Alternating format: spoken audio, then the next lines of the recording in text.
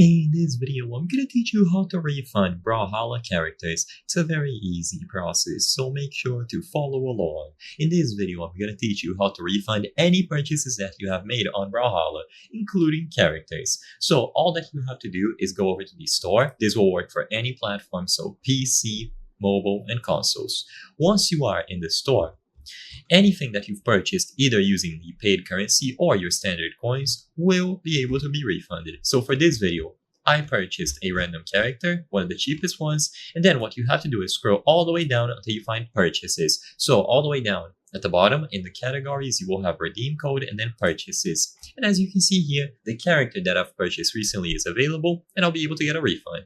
Now, the thing is that purchases are refundable up to 90 days. So if the character that you've purchased was purchased 3 months or more ago, then you will not be able to get the refund.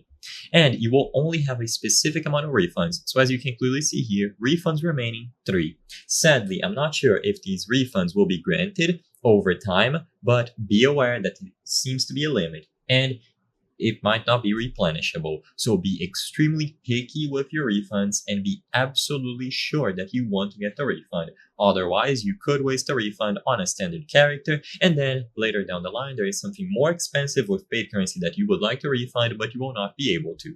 Either way, once you are satisfied and you want to get a refund, choose the option here on this button and get it done. I'm not going to do it for my account, but you can do it by going over to the purchases option and seeing them in the list. And like I said before, if the purchase was made more than 90 days ago, roughly 3 months, you will not be able to get the refund. So I hope I was able to help you.